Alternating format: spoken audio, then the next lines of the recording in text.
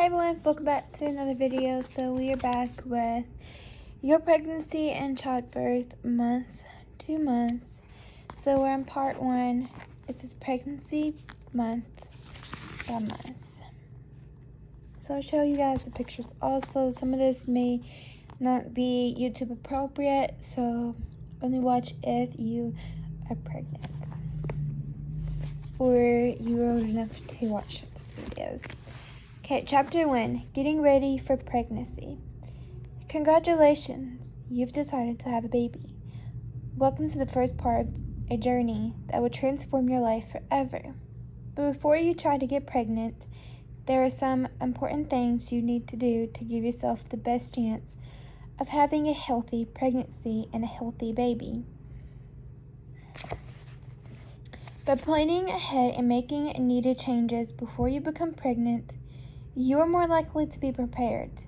This is why preconception care is so important. The preconception visit. A preconception care checkup is the first step in planning a healthy pregnancy. The goal of this checkup is to find things that could affect your pregnancy. Identifying those factors before you become pregnant gives you time to make any necessary changes in your health. During a preconception care visit, your healthcare provider will ask about your diet and lifestyle, your medical and family history, medications you take, and any past pregnancies. You'll review your immunization to make sure that you have all of the vaccines that are recommended for you. The preconception care visit also is a great time to ask questions.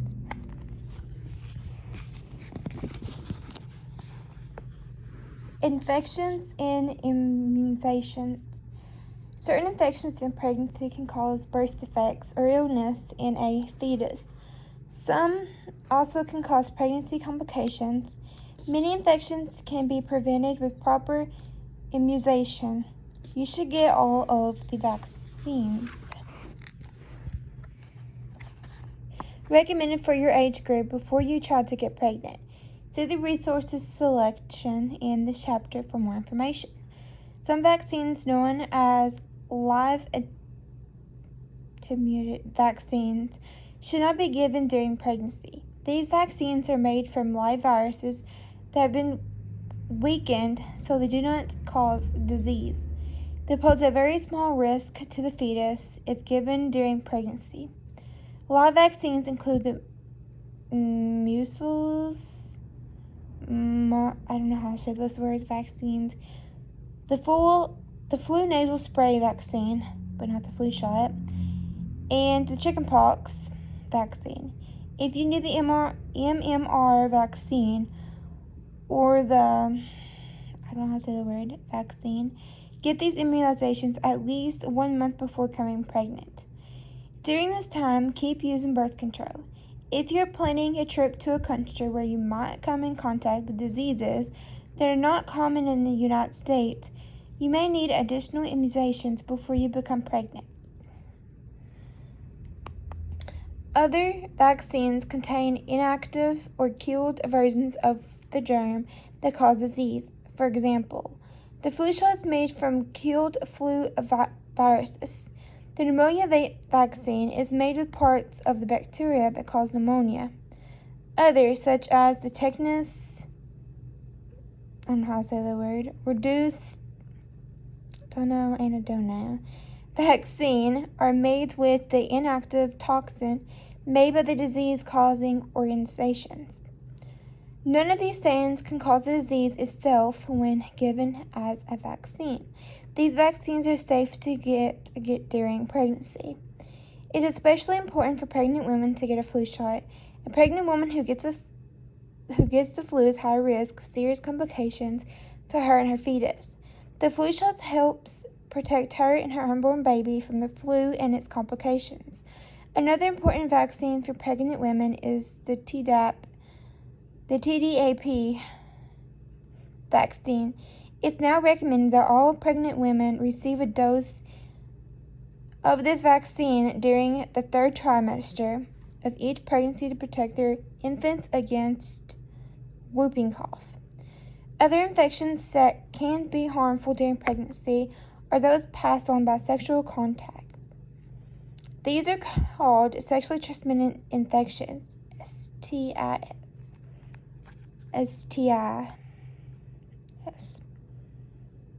These infections can affect your ability to become pregnant and can affect and harm your baby if you already are pregnant. The following are the most common STIs. I'm just going to, where you guys can see, you guys can read those yourself. Give you guys a minute. Okay, now let's go on. Okay. Using a male or female condom regularly will decrease your risk of getting an STI. A woman who is not using these forms of birth control, for instance, if she's trying to become pregnant, is at higher risk of getting an STI if she has sex with more than one partner, or if her partner has sex with someone else. STIs such as herpes, hives, and hepatitis B have no known cures. Many STIs have no symptoms in the early stage. Getting tested for the STI before pregnancy gives you and your partner the opportunity to be treated promptly, and avoid potential complications that many of these infections may cause during pregnancy. Preconception testing for the following STIs is recommended. You should be tested for chlamydia if you are aged 25 years or younger, or if you are older than 25 years with risk factors.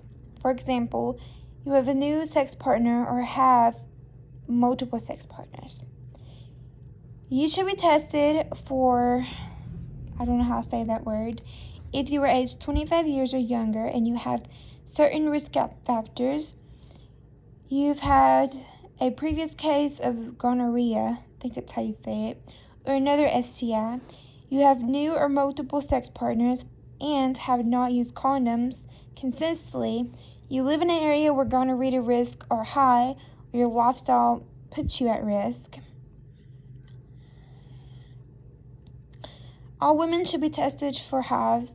Knowing your HIV, which is hives status, allows you to make important decisions about whether to become pregnant and to familiarize yourself with treatment options that may make it less likely that you will pass for infection onto your baby.